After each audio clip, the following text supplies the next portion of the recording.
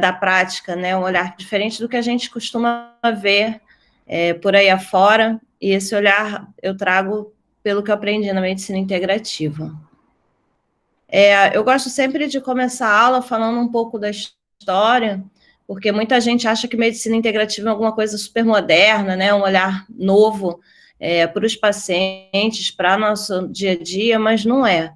Né? Eu gosto de lembrar que a medicina ela sempre existiu.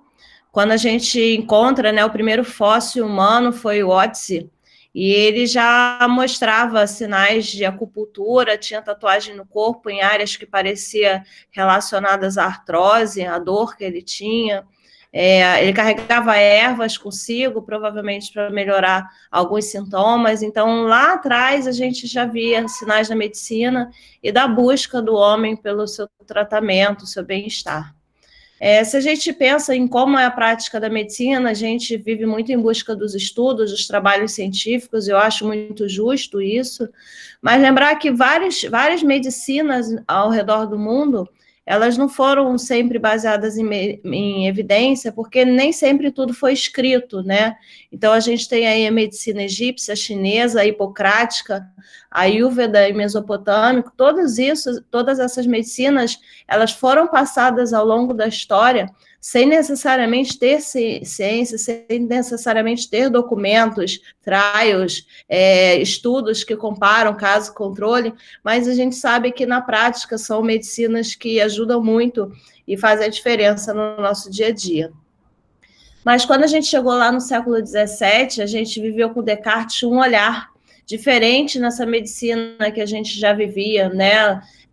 Antigamente a medicina era à beira do leito, era na casa do paciente, era conhecendo a cultura do paciente, a sua história familiar. Quando a gente chega no século XVII, a gente tem primeira ruptura com isso e começa o modelo biomédico, né? Talvez um ensaio, né, da desumanização, que foi quando o homem começou a estudar áreas do corpo em separado. O homem deixou de ser visto como um todo e foi visto como peças, né? Mão era estudada separada de intestino, separada de estômago. Isso não foi ruim, porque foi uma forma da gente se aprofundar nas especialidades, foi aí que começou as especialidades, mas, de uma certa forma, a gente deixou de ver o ser humano como um todo.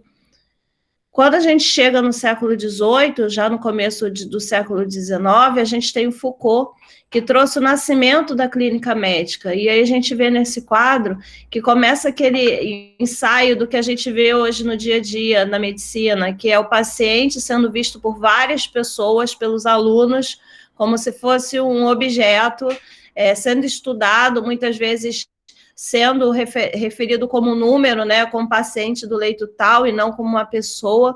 E aí a gente começa a ver as hospitalizações dando início, né? E nisso a gente se afasta também daquele modelo da casa do paciente, do ambiente do paciente.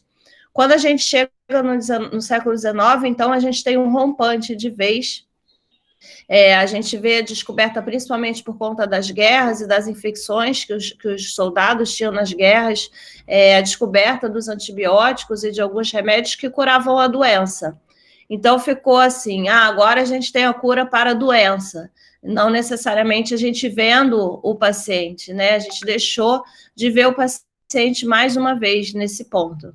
Já quando a gente chega no século XX, a gente começa uma volta nesse processo, né? A gente vê os pacientes tendo uma demanda diferente, querendo ser vistos como um todo, os médicos também voltando às artes, voltando à literatura. A gente tem o Osler, né? William Osler, como uma resistência a esse processo anterior, e a gente volta nessa pintura do The Doctor, esse quadro que é famoso, e a gente volta àquele ritmo de querer ver o paciente como um todo, essa busca, o que sempre foi. Então, o olhar humanizado, a medicina integrativa, de forma alguma, é uma novidade, né? Eu considero um retorno à humanização que a gente sempre teve ao longo da história. Falando já de medicina integrativa, eu não vou ler esse slide todo, mas é para vocês terem a certeza de que não começou ontem, né? Não é uma coisa que chegou em 2021 e a gente está inventando e criando a roda. Ela começou a aparecer em 1962, lá em Portugal, com essa demanda da gente ver o paciente como um todo, né? O médico moderno, ele deverá ter hábitos variados, preventivos, curativos e sociais também. Em 78, a OMS já apareceu também usando técnicas integrativas. Em 2006, chegou aqui no Brasil a orientação das PICs no SUS. Em 2016, a gente teve o primeiro ensaio de descrição de medicina integrativa, e em 2017, a gente já conseguiu ter a declaração de Stewart, que é o consórcio americano unindo 70 instituições acadêmicas, fazendo a definição atual que a gente tem. Então, historicamente, a gente no século XX chegou a esse olhar humanizado, que fala muito da interdisciplinariedade, da autonomia, do autocuidado, do bem-estar, que nada mais é do que uma das definições que a gente tem da medicina integrativa, representando pela Roda da Saúde, pela Universidade de Duke, que tem esses pilares. Então, nessa caminhada pela humanização, eu me apaixonei pela medicina integrativa, que, para mim, ela resume muito bem esse novo olhar que a gente quer ter para os pacientes. E agora eu vou me ater um pouco a essa roda da saúde, eu acho importante tê-la em mente, porque ela, para mim, é um resumo muito bem feito do que é a medicina integrativa. Olhando para a roda, a gente sabe que o azul é o que a gente, enquanto profissional de saúde, pode prescrever e orientar o paciente, e todo o resto faz parte do movimento do paciente. Então, ao contrário do que as pessoas pensam, muitas vezes, a medicina integrativa não é prescrever ervas, fazer reiki. Ao contrário disso, a medicina integrativa é muito mais a gente estar de mãos dadas com o paciente, na busca dele pelo autocuidado, do que a gente prescrever alguma coisa propriamente dita. Quando a gente olha essa roda, a gente vê que o centro dela, amarelo, ocupa boa parte do círculo e também é o que chama mais atenção. Essa roda amarela, essa parte amarela, fala muito do autocuidado, da atenção plena, da autonomia do paciente, né? Então, é a hora que a gente dá as mãos para o paciente para conseguir fazer com que ele caminhe melhor na sua promoção de saúde, da cura, e também dos efeitos colaterais, da qualidade de vida, no caso do paciente oncológico, e de outras doenças crônicas. Quando a gente olha o verde, olha o tamanho que a roda verde ocupa, né? Então, ela fala também da questão da atividade física do paciente, da dieta, de uma alimentação saudável, do seu meio ambiente onde ele vive, do contato com a natureza, dos relacionamentos sociais e familiares que ele tem, e do desenvolvimento pessoal, espiritual e também da relação mente-corpo. Então, essa parte verde é tudo que a gente consegue orientar o paciente para que ele promova, né? E quando a gente chega na parte azul, aí sim a gente vê a medicina preventiva, os tratamentos convencionais e complementares, fármacos e suplementos. Essa roda é uma roda que é para a gente carregar sempre na cabeça, para quando a gente achar que a nossa prescrição é mais importante do que o movimento do paciente em busca da cura. Se a gente for falar em definição, é importante que se defina. A gente sabe que a medicina integrativa e a saúde integrativa é a prática da medicina que reafirma a importância da relação entre paciente e profissional de saúde, focada na pessoa como um todo, sempre vai ser baseada em evidências e fazendo uso de todas as abordagens terapêuticas e estilo de vida, de profissionais e disciplinas para se obter o melhor da saúde e da cura. Um questionamento, né? Por que a gente fala de medicina integrativa? Qual a diferença para aqueles que não têm ainda esse olhar para o paciente, ainda estão com aquela carga pesada da faculdade nas costas, né? Tem algum papel a mais, né? A medicina integrativa tem. 50% dos adultos têm pelo menos uma condição crônica de saúde nos Estados Unidos. 25% dos adultos têm 2 ou mais condições crônicas de saúde. A cada ano morrem milhões de pessoas por causas preveníveis. E os pacientes com doenças crônicas, eles realmente desejam mais presença dos profissionais de saúde e de um apoio individualizado. Lembrando que é sempre muito mais barato a gente evitar que um paciente tenha complicações, doenças crônicas, do que você tratar um paciente com essa doença desenvolvida. E no Brasil, a gente tem esse dado, né, de 2019, falando que se a gente tivesse uma mudança de hábitos, a gente poderia evitar 63 mil mortes de câncer por ano, né? E esses fatores de mudanças de hábito, de estilo de vida, eles são relacionados ao tabagismo, ao consumo de álcool, ao excesso de peso, uma alimentação não saudável e falta de atividade física. Temos no Brasil 76% de sedentários, é muita gente. Então, se a gente for falar nos princípios gerais, a gente sabe que a medicina integrativa é uma parceria entre paciente e profissional de saúde, é uma abordagem inter e transdisciplinar, e isso tem diferença, a gente pode falar disso mais lá na frente. O foco no autoconhecimento e o desenvolvimento, aquela parte amarela da roda da saúde, os hábitos alimentares, atividade física e gestão de estresse. E aí, se a gente olhar o lado dos pacientes, né, vamos olhar da parte deles, como se paciente fosse, mas a gente também tem, se a gente fosse paciente, a gente também tem dados interessantes nesse aspecto. A gente sabe que 39% dos médicos não explicam de forma clara, 58% não verifica o grau de entendimento do paciente sobre o diagnóstico. Então, assim, a gente tem pessoas que estão ávidas pelo encontro com os seus médicos, e quando elas chegam na consulta, elas simplesmente não entendem nada do que foi explicado, porque o paciente não teve a sensibilidade de perceber qual o grau de entendimento que esse paciente tem. Isso é muito sério. O tempo médio de uma consulta varia entre 9 a 24 minutos.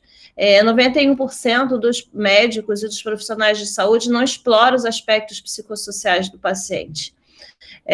O médico ele costuma interromper o seu paciente, em média, nos primeiros 18 segundos após eles começarem a contar suas histórias. Então, vocês imaginem que o paciente, às vezes, fica esperando uma consulta por meses, 3 meses, 2 meses, 6 meses que seja, e nesse período ele cria uma expectativa, ele elabora na cabeça a história que ele vai falar para o seu médico, ele anota suas principais dúvidas, e quando ele senta no consultório, a gente pergunta, o que você tem? E aí ele fala, eu estou com dor. Aí a gente começa aquilo que a gente aprendeu, né? Dor aonde, dor há quanto tempo, dor em cólica, dor queimando, e a gente começa nesse ritmo de pergunta, e o paciente não fala o que ele queria falar, ele sai dali sem conseguir ser ouvido, sem conseguir entender direito o que ele tem, o que ele deve fazer. Então, assim, a gente tem que mudar isso, sabe? A gente sabe que se a gente deixar uma pessoa falar amplamente tudo o que ela quiser a respeito dela, ela não fala mais de 3 minutos. Será que não temos 3 minutos a oferecer para os nossos pacientes? E um dado também interessante é que 54% dos pacientes oncológicos gostariam de ajuda nas emoções, no manejo das suas emoções durante o tratamento, né? Então, essa questão é fundamental, e muitas vezes a gente fica só manejando sintomas físicos, né? Isso também agrava a qualidade do tratamento. Então, a gente sabe que a gente tem que fazer uma comunicação com os pacientes, lembrar do que comunicação não é só aquilo que é dito, é aquilo que é ouvido também, a gente precisa escutar os pacientes, a gente tem que ter ferramentas de comunicação, cada um tem que saber parar, escutar, sair um pouco da tela do computador, conseguir respirar, perceber como você se comunica melhor com as suas posturas, muitas vezes. Lembrar que 80% das mensagens transmitidas por uma pessoa são mensagens não verbais e sim corporais. Se a gente está largado na cadeira, a gente pode estar mostrando desinteresse para o paciente. É importante a gente perceber, né, se a gente está batendo a caneta na mesa, a gente está mostrando que está com pressa. Então, assim, é importante a gente ter essa noção e lembrar que de todas as formas de comunicação, a mais importante é a empatia.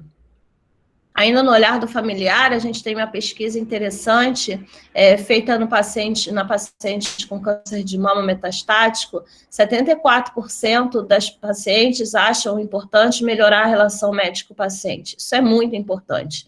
E também fortalecimento do vínculo familiar, isso a gente vai falar um pouco mais na frente, e confiar na sua equipe, né? E confiança não é só ter um tratamento bom, é a gente conseguir passar confiança na nossa fala. Eu gosto sempre de enfatizar que medicina integrativa não é medicina alternativa, muita gente confunde. Medicina alternativa é quando a gente abre mão do tratamento convencional para fazer um tratamento que não é comprovado cientificamente, e a gente tem vários estudos nesse sentido, eu trago esse fala de um estudo com 280 pacientes com vários tipos de câncer que abriram mão do tratamento convencional pela medicina alternativa, e nessa linha laranja, a gente percebe que houve uma piora da sobrevida global nos pacientes que abriram mão do tratamento convencional. E a medicina integrativa, ela é importante por quê? Né? É importante a gente saber também que a maior parte, 75% dos nossos pacientes usa algum tipo de vitamina, algum tipo de complemento. E a gente tem que entender isso, porque isso traz agravos, muitas vezes, à quimioterapia, à sua alimentação, aos seus sintomas do tratamento. Então, assim, a gente não só precisa entender, como é importante os médicos conhecerem suas contraindicações e saberem que os pacientes usam para poderem manejar sintomas. Então, 75% dos pacientes usam algum tipo de vitamina, fazem massagem, 30% usam ervas, isso é muita gente. Então, lembrar que 40% a 80% dos pacientes oncológicos usam terapias complementares e 70% não comunica a sua equipe.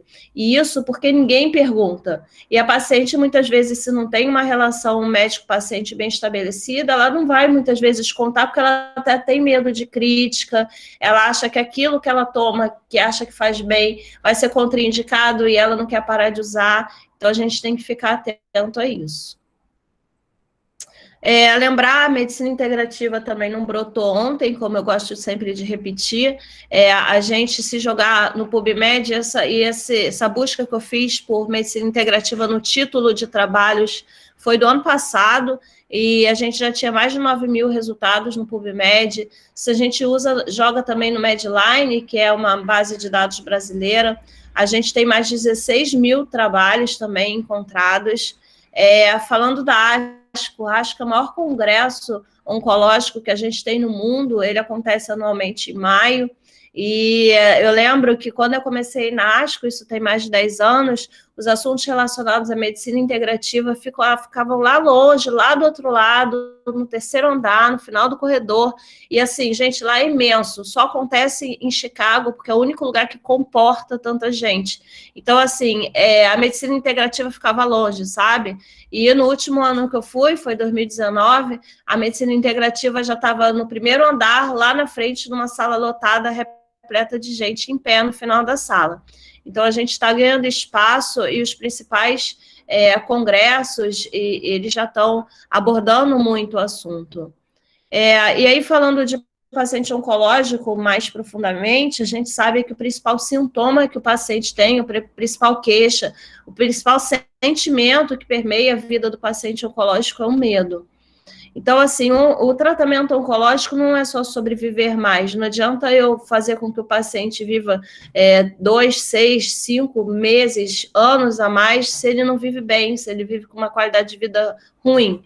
Então, melhor como, né? Lembrar que medicina integrativa, aí já entrando na oncologia integrativa propriamente dita, ela fala de práticas baseadas na biologia, remédios à base de ervas, vitaminas, suplementos, técnicas mente-corpo, meditação e yoga, artes, musicoterapia, arte-terapia, dança, práticas de manipulação corporal, massagem, reflexologia, exercício, técnicas energéticas também, sistemas médicos tradicionais, aqueles que eu falei lá no segundo slide, medicina tradicional chinesa, medicina ayurvédica. E aí a gente vem para a definição de oncologia integrativa, né?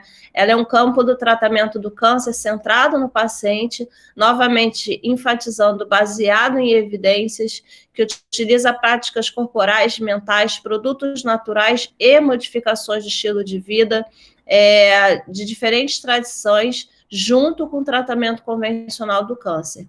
Ela visa otimizar a saúde, a qualidade de vida e os resultados clínicos durante o tratamento do câncer. Também capacita as pessoas a prevenir o câncer e se tornar participantes ativos antes, durante e após o tratamento do câncer. A história da oncologia integrativa ela é mais breve, né? Ela está acompanhando a da medicina integrativa. Ela começou em 2000 no National Cancer Institute, o NCI, que para a gente é uma instituição de valor nas nossas diretrizes, e também a Integrative Oncology também começou nessa época. Depois a gente teve a nossa sociedade em 2003, o jornal, né, que leva os nossos estudos para frente também.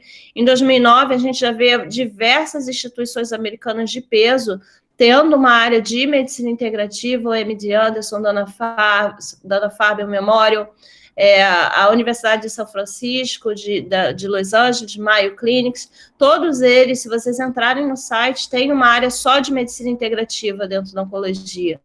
Então, em 2013, 36 centros já ofereciam oncologia integrativa, em 2018, mais de 50 centros com oncologia integrativa. Só para citar como é que a gente pode abordar a medicina integrativa dentro da prática da oncologia, eu trago aqui a fadiga, que é o sintoma mais comum que a gente tem no tratamento oncológico. Ele chega a 100% nos pacientes em tratamento oncológico, se apresenta em graus variáveis da doença e de acordo com a intensidade do tratamento. Depois que o tratamento acaba, 30% dos pacientes podem persistir com a fadiga por muitos anos. E o interessante é perceber que a fadiga, a segunda definição do NCCN, que é um órgão que faz a diretriz de muitos tratamentos nossos, ela não é só um sintoma físico, né?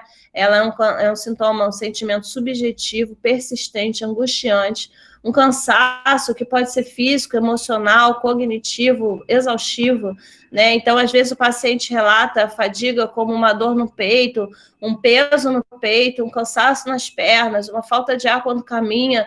Ai, doutora, eu não consigo levantar mais. Então, assim, muitas vezes, se não a maioria das vezes, vai além do físico, né? O paciente não consegue descrever isso melhor. Então, fica difícil a gente acreditar que a gente vai passar um remédio e vai melhorar o paciente, né? A gente tem que abrir a nossa caixa e perceber que a gente tem que abordar o paciente de diversas formas. E aí eu trago, né, o nosso guideline, esse NCCN, se vocês entrarem na página, vocês conseguem se cadastrar de graça, né, gratuitamente, e baixar, eles têm vários livrinhos para todos os tipos de câncer e os sintomas dos pacientes. E quando a gente pega o livrinho de fadiga, a gente percebe que a gente tem uma parte só de manejo não farmacológico da fadiga, e aí a gente vê tudo isso, eles fazem uma categoria baseada em evidência, né?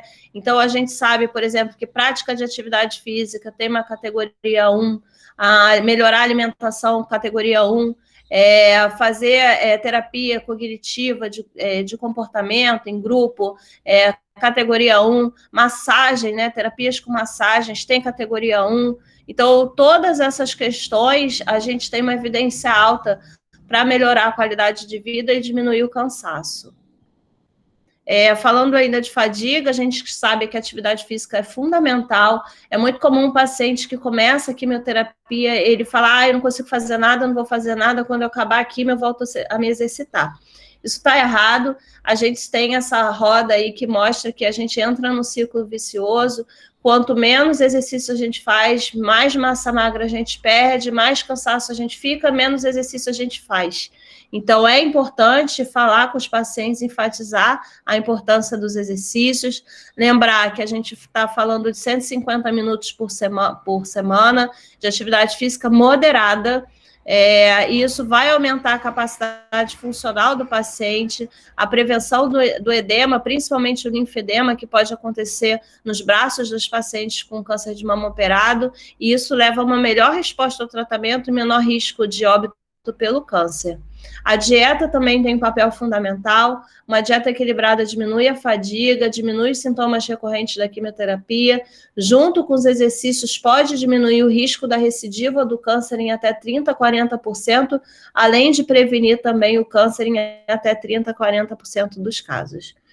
Falando ainda sobre fadiga, eu gosto de lembrar que a meditação tem um papel em diminuir a fadiga em até 37%, e a gente tem um guideline que fala sobre isso com nível de evidência A.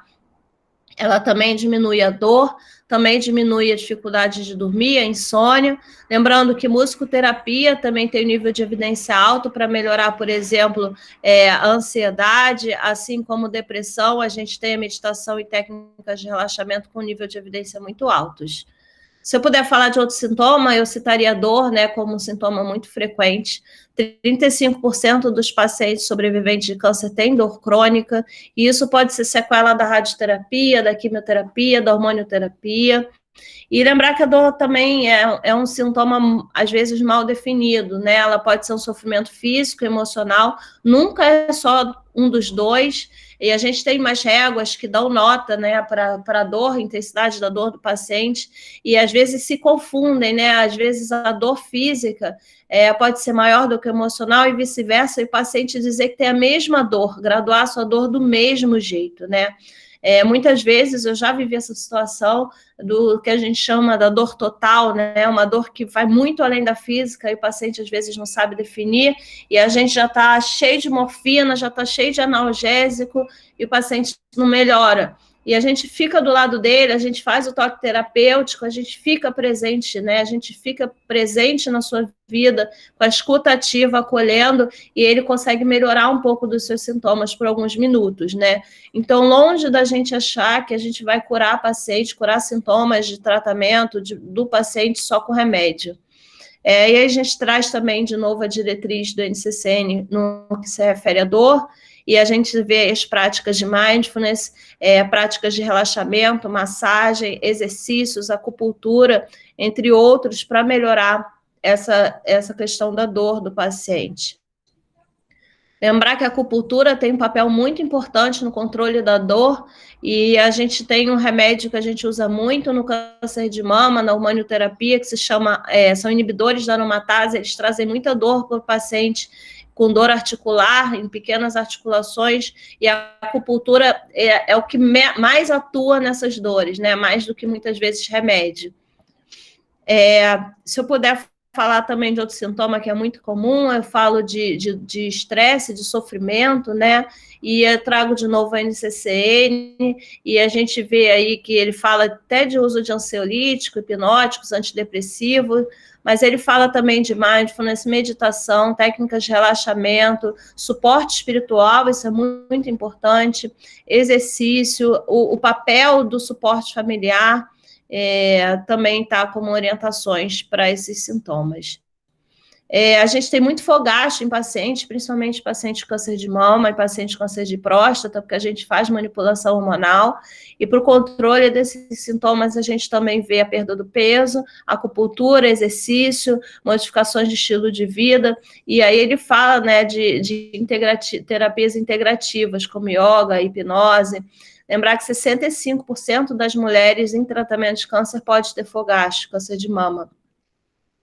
Falando um pouco da questão da vida social, né, do bem-estar, e a gente traz essa pesquisa, a gente vê que os pacientes, eles acham muito importante encontrar amigos, reuniões familiares, conseguir continuar trabalhando, acham importante ter um suporte com palestras médicas, né, ter o contato com os profissionais além de estar dentro do consultório, que às vezes é uma consulta corrida, os encontros com o paciente, passeios com o paciente, o trabalho do voluntariado tem um papel importante nesse caminho.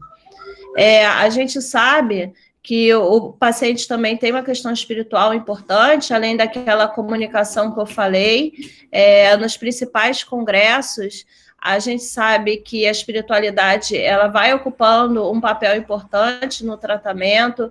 59% a 88% dos pacientes gostariam que os seus médicos abordassem o tema durante as consultas, e a gente tem os dados científicos também que acreditar em alguma coisa, ter fé, e eu não estou falando de religião, estou falando de espiritualidade, faz com que o tratamento seja melhor tolerado, que a qualidade de vida ela consegue ser melhorada. Então, a espiritualidade tem um papel além da parte espiritual, né? Ela consegue impactar, inclusive, no tratamento do paciente oncológico. Eu acho sempre importante falar dos familiares. Quando a gente vê essa pesquisa, né, os pacientes relatam um sofrimento de 72%, mas os familiares chegam a uma queixa de até 88% de sofrimento, né? Muitas vezes os familiares sofrem mais do que o próprio paciente, a gente percebe nas consultas familiares indo mais tristes, mais obesos, viver aquela vida, mal ou bem, ele também saiu da sua realidade, e muitas vezes ele tem uma sensação de impotência, né? Ele quer fazer com que o paciente se sinta melhor, só que ele não sabe como, né? Ele vê o paciente que não comendo ou triste, e ele não consegue melhorar isso. Então, isso também traz dano à sua saúde, e nós, enquanto promotores de saúde, a gente tem que estar atento ao nosso familiar também, ao familiar do paciente, até porque o paciente não vai estar feliz se o seu familiar estiver adoecendo ao seu lado. A gente tem um guideline que é da ASCO, que é endossado pela ASCO, que é aquele congresso, né, aquela entidade grande que a gente usa como apoio e como diretriz para todos os tratamentos oncológicos. A Sociedade de Oncologia Integrativa fez um guideline prático para quem tem interesse depois em olhar, relacionado ao câncer de mama. Lá eles falam todas as práticas para que elas funcionam durante o tratamento. Eu gosto muito de sugerir esse site, que é do Memorial.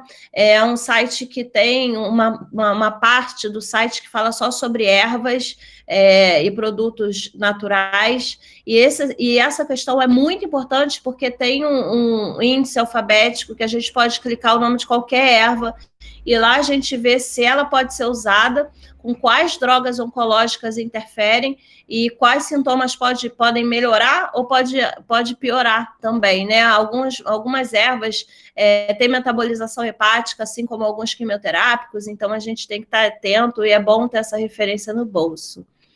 Então, a medicina integrativa fala muito além daquela questão do medo, né? Fala de a gente tirar essa distância, esse vazio, esse buraco que tem entre o médico e o paciente no tratamento. Lembrar que quimioterapia, cirurgia, radioterapia são remédios, mas uma alimentação saudável, prática de atividade física e práticas de mente e corpo também são remédios, eles devem estar no nosso carimbo, na nossa prescrição médica.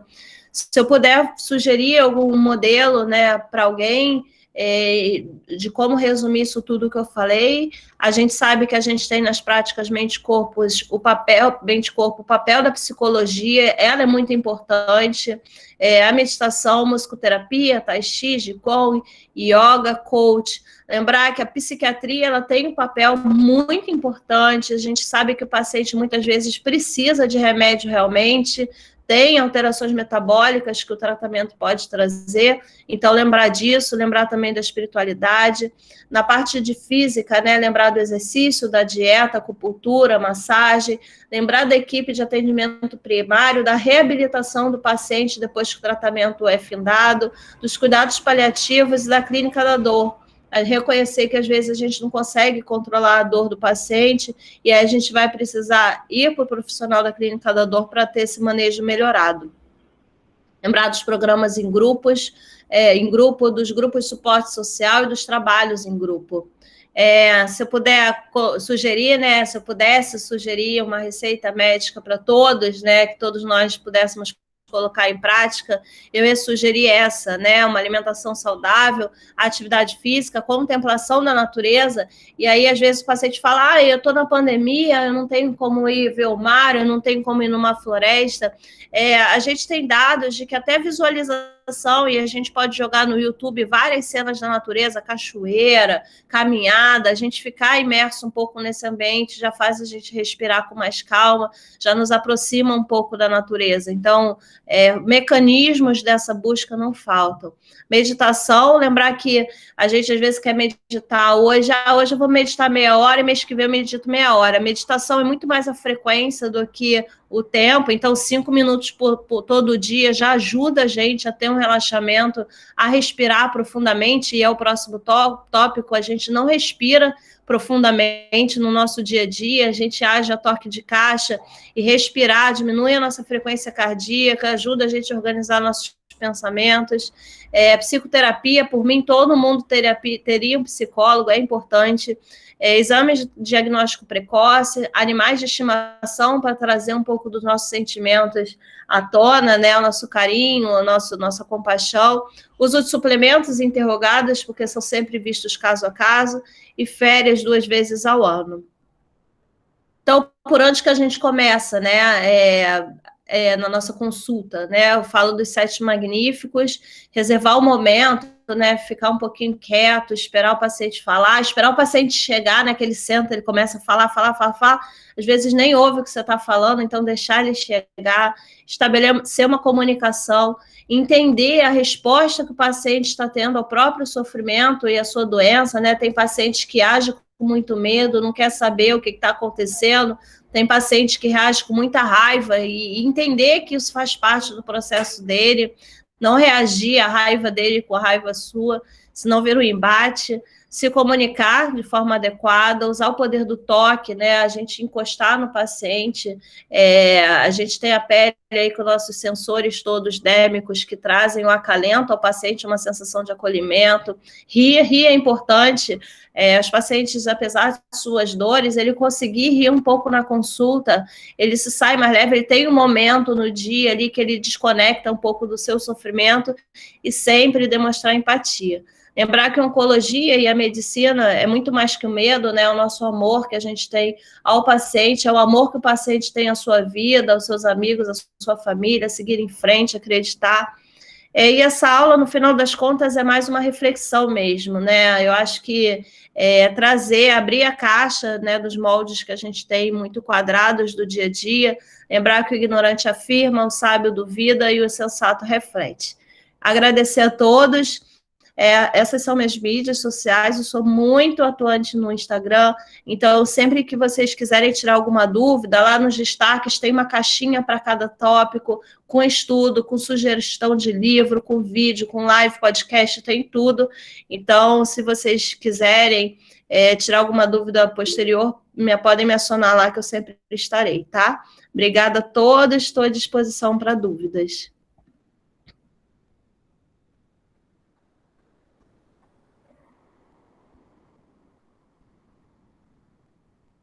Pessoal, se alguém quiser abrir o microfone para tirar alguma dúvida, fazer elogiar, dar alguma sugestão também para a professora. Doutora, eu já gosto muito do trabalho da senhora, eu já acompanho a senhora nas mídias.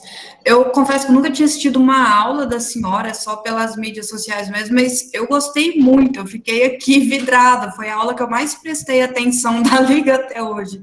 Foi muito boa mesmo. E eu tenho uma paixão pela oncologia, sempre foi a área que eu quis fazer, a que eu gosto muito, e expandiu ainda mais. Foi muito bom. Muito obrigada mesmo, doutora. Eu que agradeço. Oncologia é lindo, gente, eu sou suspeita. Doutora, eu amei a aula também. Só agradecer por você estar aqui junto com a gente na Liga. Nossa, foi muito enriquecedor. E você trazer a importância da medicina integrativa, e que eu acredito que ainda tem muito a ser trabalhado pelas pessoas, principalmente pelos acadêmicos, que não dão a devida importância. Nossa, foi incrível a sua visão, o seu olhar. Eu amei. Obrigada. Obrigada, gente. Fico toda boba. Vou começar meu final de semana mais feliz. Doutor, o pessoal está te agradecendo aqui no chat, está elogiando a aula da senhora. A Babi falou da sua visão quando a Aline, que é a minha amiga que era responsável pela aula, entrou em contato com a senhora. A primeira coisa que eu falei com ela foi: Aline, pede para ela trazer aquele olhar humanizado que ela tem, porque é lindo, a gente não vê na prática todo dia, e eu acho que é o que traz a beleza e a magnitude do trabalho da senhora, a visão humanizada e o amor que a senhora tem, que é perceptível, é saltante aos olhos. Foi muito bom, muito obrigada mesmo, doutora, gratidão. Que todos nós consigamos, na nossa profissão, fazer. Quando eu faço as lives, os pacientes olham, às vezes elas falam do brilho no olho, né? que a gente consiga levar o brilho no olho no nosso dia a dia e na nossa prática, porque o paciente percebe e ele quer ficar com quem é apaixonado pelo que faz e traz esse brilho no cuidado a ele.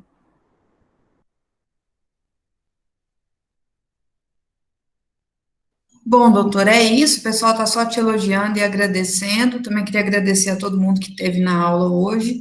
Doutora, tenha um bom dia. Muito obrigada. Bom dia a todos, gente. Foi uma alegria estar aqui. Beijo. Tchau.